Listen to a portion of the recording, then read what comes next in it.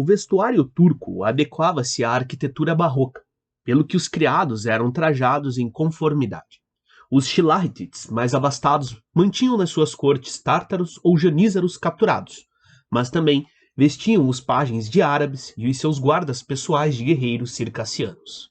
Este gosto foi ao ponto de, na capela barroca de Karol Radziwiłł, em Mieszwiecz, a orquestra de judeus que tocava música religiosa trajar a janisa.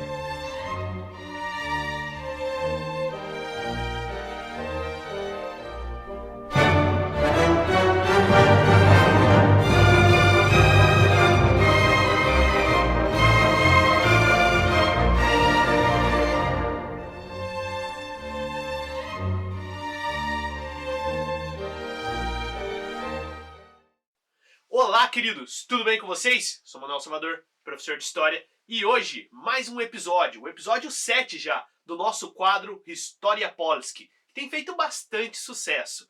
Mais uma vez a gente vai fazer uma pausa rápida de falar sobre a dinastia Jagiellônica para falar sobre a Szlachta, a nobreza polonesa, que vai ser fundamental entender quem eles são daqui para frente no nosso estudo da história da Polônia.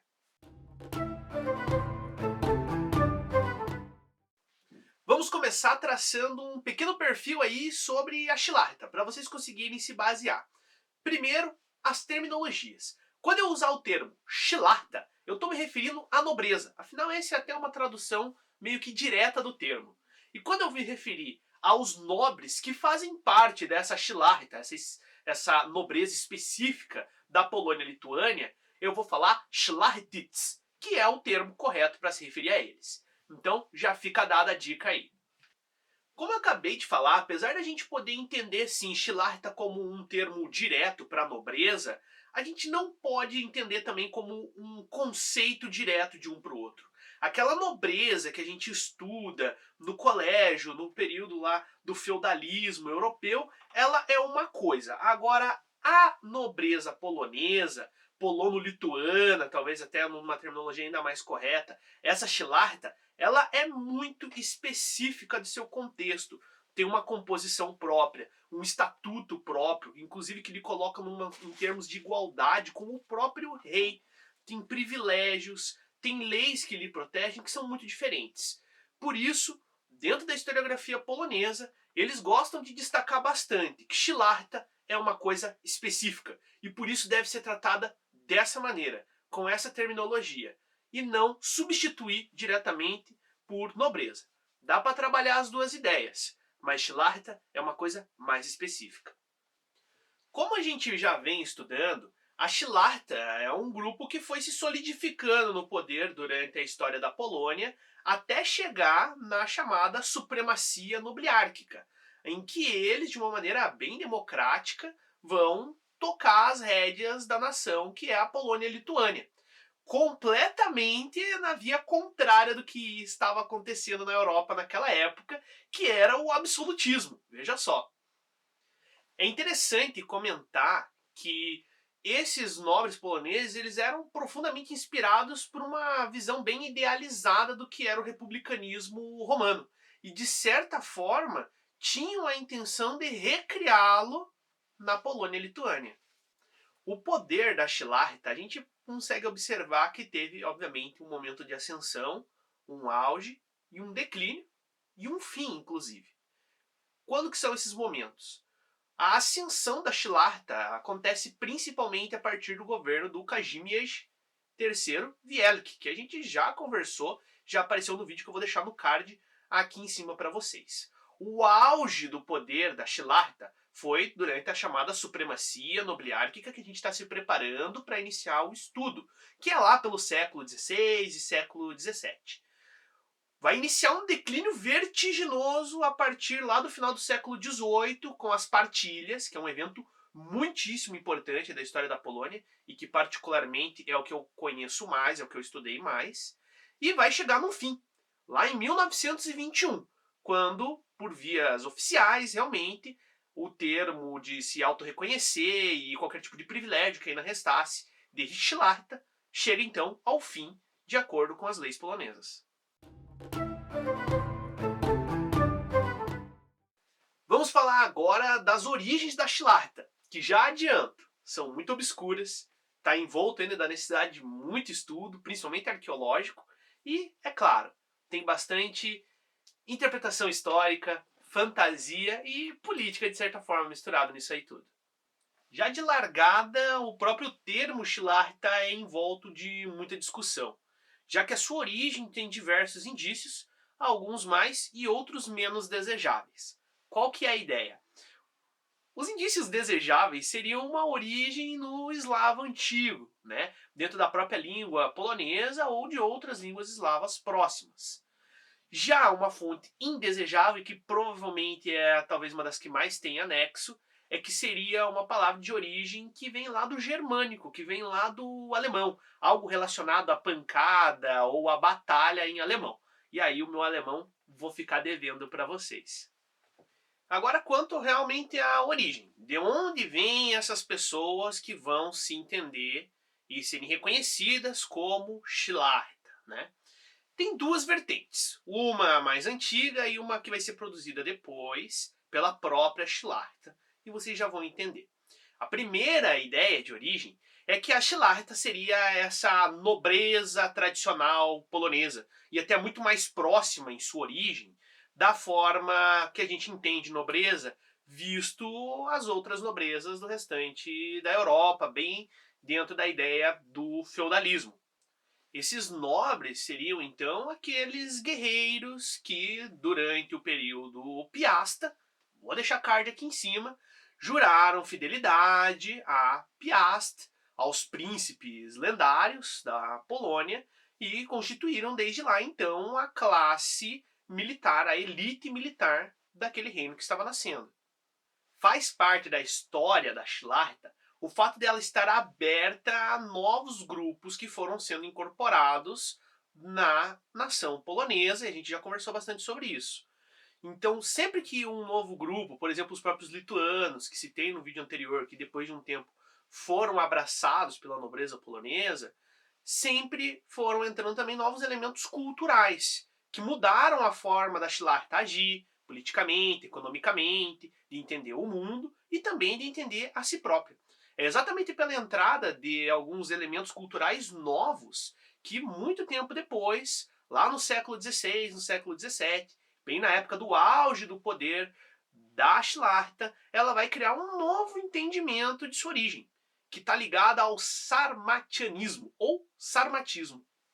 A ideia dos sármatas, né, era encontrar exatamente uma origem mais, talvez até mais mitológica, mais antiga para aquele grupo que eles eram. E eles vão beber nessa ideia de que eles eram descendentes de uma tribo relacionada ali aos povos citas, que passaram na antiguidade pela região do leste europeu e que realmente até os romanos, né, citavam ali uma região onde é a Ucrânia, majoritariamente hoje como Sarmácia ou Sármata, aonde viviam esses povos, que teriam então invadido a região da Polônia e constituído uma elite militar estrangeira na Polônia, semelhante ao que aconteceu na Bulgária, semelhante ao que aconteceu, por exemplo, também dos francos quando foram para a Gália. Aí vocês vão me perguntar, mas existe algum fundamento histórico, alguma referência arqueológica da passagem de povos citas dessa tribo sármata pela Polônia? E eu vou dizer que sim, tem sim. A gente sabe que na Polônia passaram diversos povos, muito mesmo antes dos próprios poloneses chegarem na Polônia. Vou deixar o card aqui em cima desse vídeo que fala sobre isso. Quem não lembra, dá uma revisada. O fato é o seguinte, a maneira com que a própria Shillahita estava tentando reinterpretar a sua história é muito fantasiosa e tendenciosa na ideia de tentar se diferenciar de todo o restante da população do seu tempo. Mas o que é bem interessante que a gente tem que perceber aqui? O sarmatismo vai criar toda uma cultura no entorno disso, uma forma de se vestir, na forma de se comportar, e vai tão profundo em tentar reinterpretar quem eles são, que vão encontrar até vestígios, né, vão inventar, na verdade, ligações com a cristandade, de que esses sármatas eram descendentes de um filho de Noé. Dá para resumir a situação da seguinte maneira: a origem mesmo da Shillahita é incerta e aqui eu vou colocar como a minha visão de quem já estudou bastante sobre esse tema. É incerta porque ela é múltipla. A Shlachta, ela tem uma composição multiétnica. Então a gente pode até encontrar assim uma origem, de certa maneira, na nobreza tradicional polonesa, tá? Aquela que surge junto com o reino piasta, mas que foi ganhando elementos de diversos outros grupos étnicos que foram entrando nessa nação que crescia cada vez mais, e a Shlachta em si, ela só é Shlachta por ser um produto da mistura desses diversos povos. E é por isso que o nosso próximo tema agora é a composição da Shlachta. Então, a composição da Shlachta. Quem eram as pessoas que faziam parte dela? Para começar, já para assustar vocês, diferente do padrão de nobreza que a gente conhece, lá na Polônia e Lituânia, a Shlachta chegava a compreender cerca de 10 a 12% da população. É um índice gigantesco, principalmente se a gente for analisar os países clássicos de estudo de Idade Média e Idade Moderna. A gente está falando de França e Inglaterra, aonde vai provavelmente estar dentro de 1 a 2% da população sendo nobre. E acho que só vai fugir a regra a Espanha, que segundo que eu dei uma pesquisadinha aqui, chega por cerca de 8% da população era de fidalgos. Mas por quê, né? Por que um índice tão alto? Por que tantas pessoas faziam parte da Shlachta? Por elementos que já expliquei antes. A Shlachta, ela era de certa forma aberta ao diferente, às novidades.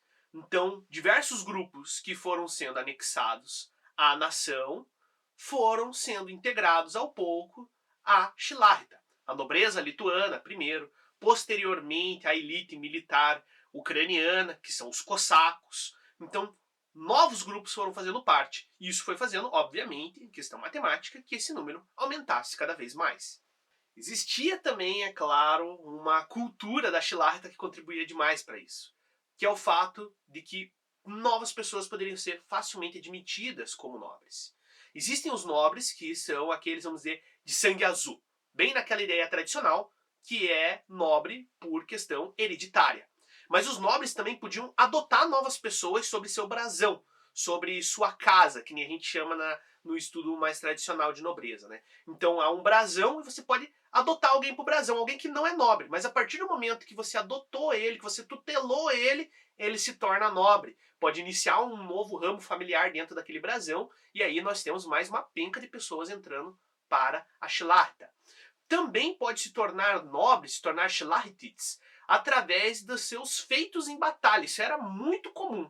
Então um soldado faz um grande feito e ele vai ser reconhecido então com um título de nobreza. E aí a gente tem mais gente se tornando então parte da Shlachta. Não obstante ainda para toda essa situação que já é tradicional ali da cultura, existia ainda muita gente que passava a perna nos outros, se passando por nobre, e na verdade não era. Uma boa parte dos nobres da Shlachta, na verdade, nem eram nobres, em nenhum desses termos que eu acabei de colocar. Eram, na verdade, pessoas que viajavam de algum lugar para outro dentro do país e fingiam se passar por outra pessoa, eram assim então assumidas como tal e continuavam a viver, mas na verdade eram comerciantes, plebeus e por aí vai. A Shlachta, então, composta por diversos grupos étnicos, ela tinha uma organização entre ela própria. Existiam aqueles integrantes mais ricos, mais poderosos, os brasões mais fortes, que são os chamados de magnatas. E muitas vezes eles também são referidos como príncipes.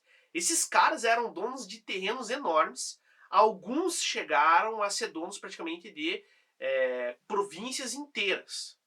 Existia também um grupo mediano, que a gente pode chamar de média nobreza. Eu prefiro enxergar eles como a Shlachta tradicional ou a nobreza tradicional polonesa. Aquela realmente bem próxima dos estudos tradicionais. Quero dizer, aquela nobreza, então, de posses, que consistia nos guerreiros da fundação do reino, aquela primeira elite militar. A terceira e última parcela da Schlachta é conhecida como baixa nobreza, pequena nobreza ou, como eu prefiro, nobreza empobrecida. E claro, a gente sempre pode substituir aqui nobreza por Schlachta. Ela é dita assim porque é a parcela e a maior parcela da Schlachta composta por pessoas que vão completamente na contramão do que a gente entende por nobreza nos estudos tradicionais. São pessoas que não têm posses de riqueza, nem posses de terras e nem servos, mas, por motivos históricos, se entende e também é entendida como Schlachta. Vamos falar um pouquinho especificamente da cultura da Schlachta. Sei que muita coisa já apareceu relacionada à cultura deles, de como eles se comportavam, mas vamos falar um pouquinho mais específico quanto a isso. Uma coisa que eu acho muito legal é o emaranhado de relações clânicas que a Schlachta tinha. Basicamente eles têm os brasões, que é um sinônimo para as casas, que a gente gosta de se referir em outros estudos, né? E dentro dos brasões tem as diversas famílias. E essas famílias elas vão adotando cada vez mais pessoas e criando ramos cada vez menores. Então, quando alguém ia dizer o seu nome, simplesmente tinha que pronunciar de qual brasão fazia parte, de qual ramo familiar. Falava-se também qual era o seu título como guerreiro, não só o seu nome de batismo, mas o seu nome de guerra, vamos dizer assim. E muitas vezes também tinham que citar a qual grande governante, grande general, ele estava trabalhando naquele momento. Então simplesmente saíam nomes gigantescos, como esse que você pode ver aí. A owszem, mości namiestniku. Oto jest pan Powsinoga. Podbij pięta, Herbu zerwi pludry. zerwij kaptur, Psich kiszek. z myszy kiszy. Wszyscy Os Shilahitites não só queriam se distinguir e se destacar com os seus nomes, como a gente acabou de ver, mas também com a sua vestimenta, né? Eu acho a moda sempre uma maneira muito legal e muito gostosa da gente estudar a cultura dos povos. E a forma de se vestir, o vestuário da Schlachta, mostra o quão multiétnico é esse grupo. Vamos conhecer aqui alguns trajes que esse pessoal utilizava. O jupan era um traje longo, de origem turca e era bem popular, tanto na Polônia quanto na Lituânia. Geralmente ele era o primeiro a ser vestido. Por cima do jupan, você usava o kontush. Esse é bem conhecido. Ele é um item mais tradicional da Schlachta. Como eu falei, era vestido por cima do jupan, então era um manto mais volumoso. E talvez o destaque principal seja que ele tinha esses recortes nas mangas por onde você podia passar os braços, né? Um estilo bem diferente. E provavelmente tudo indica que o kontush ele tem uma origem húngara ou turca. Para finalizar, por cima do kontush era se amarrado o pas. É basicamente um cinto, só que feito de um pano rico, que demonstrava bastante, né, o acesso a produtos requintados que aquele indivíduo poderia ter. Não é bem um item de vestuário, mas com certeza vinha para dar o fechamento de chave de ouro. Eu estou falando da szabla, que é literalmente o sabre polaco, como é muito comentado em livros e até mesmo na internet. É um sabre característico da Schlachta, é o maior símbolo do seu poder. Eu vou deixar um vídeo para vocês verem, é um fragmento interessante do filme Potop, do Jerzy Hoffmann. Antes da gente passar para a conclusão, só uma última coisa que é importantíssima citar. A Schlachta, entre trancos e barrancos, tendo feito muita coisa errada, que a gente vai conhecer nos próximos episódios, ela cumpriu uma função artística importantíssima para a Polônia.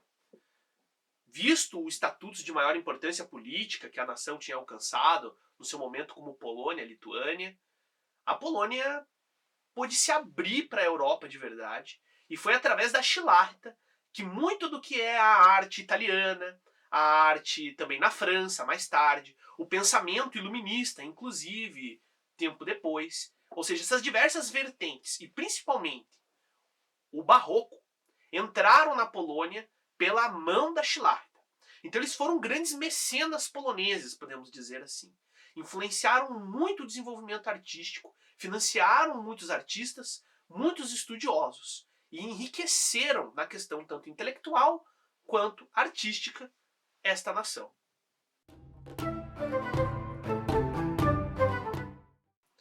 Vamos para as conclusões então, as principais ideias que eu apresentei no vídeo. Vamos para a primeira então. A Szlachta é única e malamente a gente pode chamar ela de nobreza polonesa, visto que era multiétnica como a própria nação foi durante um certo tempo. A Szlachta estava aberta para o novo, permitindo a introdução de novos grupos, de novas culturas em si mesma e também da introdução de novas vertentes intelectuais e artísticas na Polônia-Lituânia. Próxima. As origens da Szlachta ainda estão em volta de muita discussão e de muito estudo. Quem sabe não é você que vai conseguir encontrar qual que é a real origem da Szlachta, não é mesmo? E para fechar, quando a gente fala em Szlachta, a gente fala em privilégios. E repleta de privilégios, e perdida num emaranhado de suas próprias disputas clânicas e familiares, a Szlachta vai ser personagem principal num palco de política polonesa repleta de litígios. Vamos para um bônus rapidinho. Vou deixar aqui algumas referências para vocês que se interessam pela Szlachta e se interessam principalmente por esse período que a gente está entrando agora de estudo. Primeiro, e não tem como não falar, e vocês já conheceram um pouquinho nesse vídeo, porque os fragmentos que eu deixei de vídeos aqui nesse episódio são da trilogia de Henryk Sienkiewicz. Esse livro aqui, ó, A Ferro e Fogo, é a primeira parte, ok? É muito interessante, fala muito sobre a Szlachta, sobre a cultura da Szlachta, seus costumes e alguns eventos históricos que perpassaram nesse período. Outra referência que é show de bola e que eu tenho certeza que muitos de vocês já conhecem é a série Wiedźmin, ou The Witcher, tá? Que eu tô com o livro primeiro, né? O Último Desejo. Tem a série do Netflix, tem também os jogos, todos são ótimas referências, tá? Sobre a cultura da Szlachta, que aparece bastante nesse mundo, ok, fantasioso, mas que, obviamente, que Sapkowski, Andrzej Sapkowski, que se inspirou muito no outro ator que eu acabei de explicar, que é o Henryk Sienkiewicz, uma grande inspiração para ele, foi buscar como referência para construir o seu mundo. Então é bem legal. Assistindo a série, jogando o jogo, lendo os livros, vocês vão conhecer mais. Queridos, vou agradecer imensamente a presença de todos vocês, contemplando mais uma vez esse projeto, compartilhando com seus colegas, deixando o seu curtir, se inscrevendo no canal. São todas as maneiras que você faz para que esse projeto continue e que a gente continue divulgando cada vez mais a cultura polonesa e a história da Polônia. O nosso próximo episódio, como muita gente pediu no episódio anterior, vai ser um especial sobre a Batalha de Grunwald, ok? Aonde os Cavaleiros Teutônicos foram, enfim, derrotados. E eu já vou deixar uma ideia para o próximo vídeo. O que vocês acham de eu fazer um vídeo especial, depois, falando sobre as principais famílias da Szlachta, os principais brasões? Eu tenho certeza que muita gente vai se interessar, porque eu acho que tem muita gente aqui da comunidade polono-brasileira que sabe que tem sobrenome de família importante da Szlachta. Então o que vocês acham? Deixem aqui nos comentários se vocês se interessariam por um vídeo assim. Eu agradeço imensamente vocês e a gente se vê no próximo vídeo. Do widzenia!